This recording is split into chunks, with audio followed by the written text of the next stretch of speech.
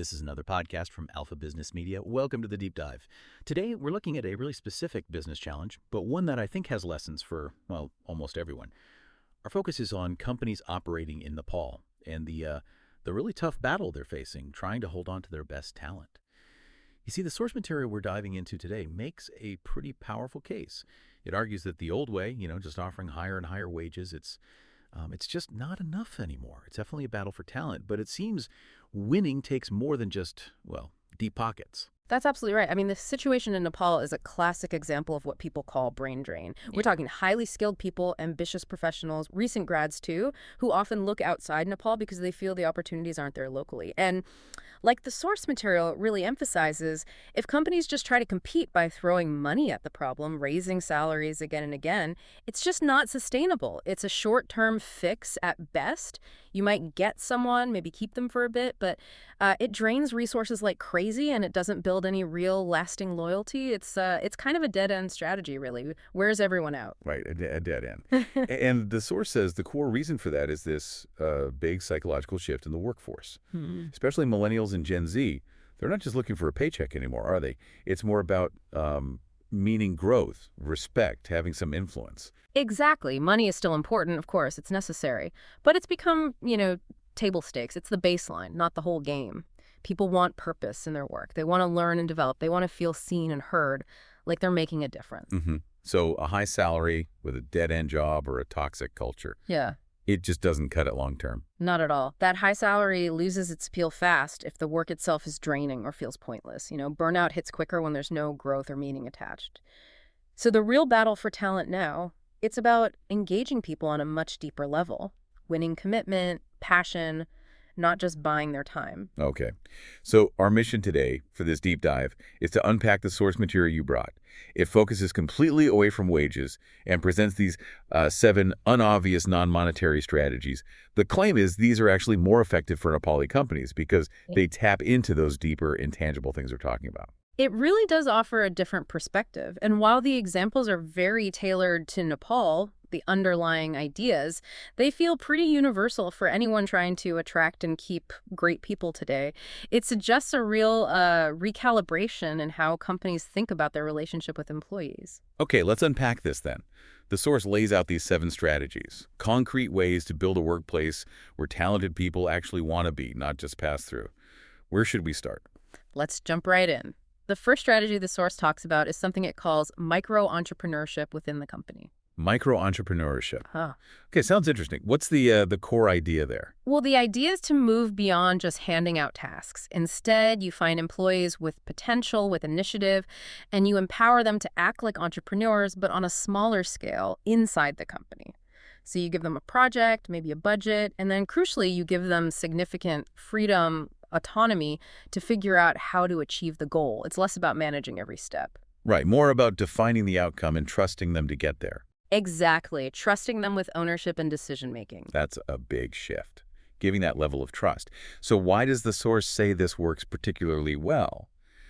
Hits a nerve in the Nepalese context. Yeah, this is where the local angle is key. Yeah. The source connects it to the really strong entrepreneurial spirit that's already there in the culture. Lots of people dream of starting their own thing. But, the reality.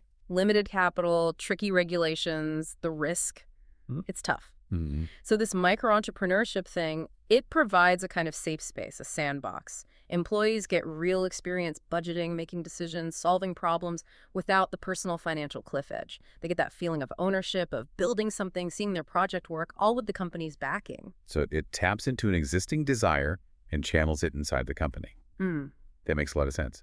It feels like investing in their future potential, not just their current job. Yeah. The example they gave was a marketer, right? Instead of just run these ads, it's here's a budget, launch this campaign. They choose the platforms, the message. Precisely. They own it. The success is theirs. The learning is immense. It taps into that drive for creativity and mastery that, well, money alone just can't buy.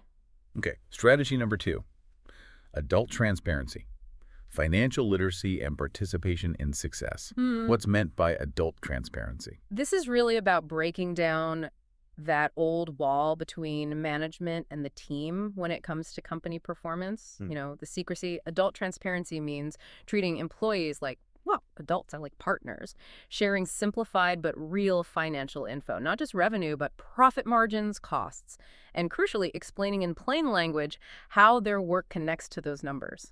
So connecting the dots, showing how, say, their project directly impacted the bottom line, the P&L. Exactly that. And the source points out why this is so powerful in Nepal: trust. It's mentioned again and again as a core cultural value. So when leaders are genuinely open about the financials, the good and the bad, it sends a huge signal of trust in the employees. It says, you're a partner, not just labor. And that openness fosters loyalty back.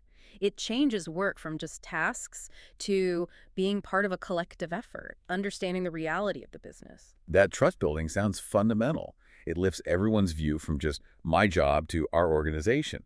The example was the CEO holding regular meetings, right? Yeah. Like quarterly. Yeah. Not just announcing numbers, but walking people through the P&L simply, pointing out how maybe IT saved money here or sales brought in revenue there, and showing the direct link. Yeah, it demystifies the business side. It validates everyone's contribution in a tangible way, makes people feel truly part of it. Okay, shifting gears a bit.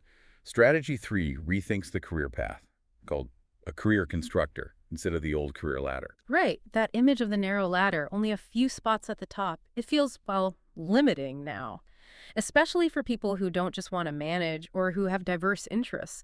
So the career constructor idea is about letting employees build or construct their own unique role and growth path. It means encouraging and helping with horizontal moves, getting skills, or taking on projects in different areas, not just climbing up in one single department. So you could be an engineer, but also maybe learn some project management or even dabble in marketing, building a broader skill set. Exactly. And the source argues this resonates strongly in Nepal because a big reason people look abroad is for that diverse experience they think they can't get locally in a rigid structure. By offering this constructor approach inside the company, you're directly addressing that pull factor. You're saying, we value your growth, your interests, we'll help you build that path here. Makes staying much more appealing. That's smart. Providing a local alternative to a key reason for brain drain. The example was an IT specialist interested in data analysis. And the company lets them spend, like 20% of their time on data projects alongside their main job? Yeah. They gain new skills, broaden their experience, strengthen their resume, all while still contributing to the company. It's a win-win. It changes moving up to expanding out and deepening knowledge. Very different feel. Definitely. All right, strategy 4. Social capital as currency. Actively building professional networks for employees. Yeah, this one acknowledges how valuable connections are. I mean, networks matter everywhere, right? So the idea is the company proactively invests in helping employees build their external network. This isn't passive. It means things like funding conference attendance, maybe even internationally, actively making introductions to experts or leaders in their field, or mentorship where seniors share their contacts. So the company is literally helping them build their Rolodex, investing in their outside connections. Exactly, and the source explains why this is such a strong non-monetary plus in Nepal. Professional networks are often absolutely vital there for opportunities, for insights, for moving ahead. By actively helping build that network, the company gives something of real long-term value. It goes way beyond the current job. It signals, we're invested in your long-term success.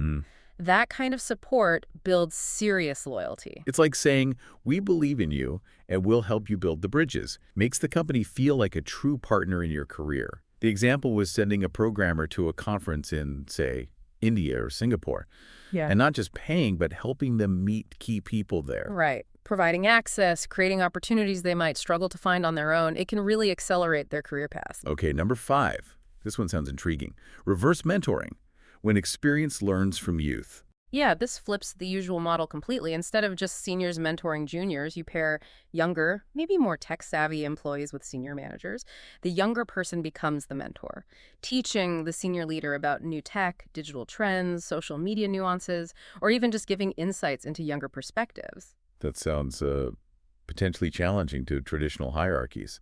So why does the source see this as effective in Nepal? Well, the source suggests it can be really powerful precisely because traditional hierarchies can be strong. Formally making a younger person a mentor sends a message. We value knowledge regardless of age or rank. It gives younger staff a voice, recognition for their current expertise. That's hugely validating. And for the senior managers, it's a practical way to stay current, to understand new tech and the mindset of younger colleagues or customers without seeming out of touch.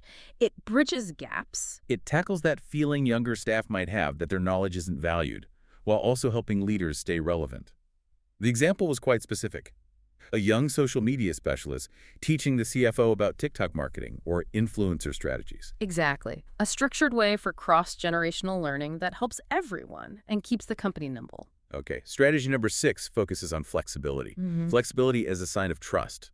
Focus on the result, not the clock. And this is about more than just, the odd work from home day. It's a fundamental shift towards results-based work built on genuine trust. The focus is squarely on outcomes, on deliverables, achieving goals, not on tracking hours or demanding physical presence 9 to 5. This could look like a 4-day week, or project-based deadlines, or real flexibility to work remotely, maybe even outside the city if the role allows. Right. Empowering people to manage their own time and place, as long as the work gets done well. Why is this highlighted for Nepal? It directly addresses some big realities of daily life there. Family is incredibly important culturally. Flexibility to handle family needs, kids, elders, events without guilt is huge. Plus, practical things like commuting in congested areas like Kathmandu, a rigid schedule can be a major stressor. Yeah, I can imagine. So offering flexibility shows the company trusts employees to manage their lives and still deliver. It shows respect for their life outside the office walls. It acknowledges productivity isn't just about bums on seats. It's about value delivered, and trusting people to figure out the best way to do that. The example was an entire accounting department moving to a results-only work environment, a ROWE. So as long as reports are accurate and on time, they have autonomy over how, when, where they work. Exactly. Shifting the focus entirely from presence to performance, that's real trust. Okay, finally, strategy 7, mission with local focus, contributing to Nepal's development. This one suggests companies create a powerful motivator by linking their core mission, what they actually do, to the broader progress and development of Nepal itself. And it's not just about, side CSR projects. It's about weaving that sense of national contribution into the company's everyday purpose. How does having a national mission motivate individuals, though? Well, the source points to a strong sense of national pride, a desire among many talented Nepalis to help their country. For people who might otherwise look abroad, knowing their work directly helps improve Nepal's economy or society can be a really compelling reason to stay and use their skills at home. If a company's mission taps into that desire, that patriotism, it's a powerful, intangible pull that money struggles to match. So it's appealing to that deeper sense of purpose, tied to a collective goal. The example was an IT company framing its mission not just as making software, but as helping Nepali businesses compete globally, and maybe even supporting employee volunteering for local development projects. Precisely. It connects daily tasks to a bigger story of national progress that offers a kind of fulfillment beyond the paycheck. So if we step back now, look at all 7. Yeah. What are the common threads? What's the big picture here? Well, as we went through them, a clear pattern emerged, didn't it? It's all about a fundamental shift, moving away from control towards trust, away from rigid hierarchy towards partnership. Yeah, and shifting from just handing out tasks to actively creating opportunities for ownership, for growth, influence, contribution. Exactly. These strategies all emphasize valuing employees as whole people with lives, aspirations, a desire to contribute meaningfully, not just as, cogs in a machine. This focus on human capital, on these often overlooked intangible incentives, that's the core idea running through all 7. So what does this mean for you, the listener, whether you're in Nepal or anywhere else? I mean, while the context here is Nepal, these strategies seem to tap into universal needs in today's workplace, don't they? That need for purpose, growth, genuine recognition, flexibility, trust, respect. Absolutely. The principles are highly transferable. It's a strong reminder that just focusing on salary, it's just not enough anymore, anywhere really. Winning the talent battle means investing in people much more broadly, understanding these deeper needs and building a culture that actually addresses them, creating value beyond the paycheck. This deep dive has been really insightful. The source makes a compelling case, doesn't it? That winning the talent war, especially somewhere like Nepal, isn't just about money. It's about providing opportunities, trust, meaning, respect. These unobvious intangibles, they aren't just nice-to-haves. They're essential complements to fair pay. They build loyalty, motivation, a real competitive edge. Indeed. And the source kind of leaves us with a challenge, a question to think about, which applies way beyond Nepal. It's relevant for any organization today.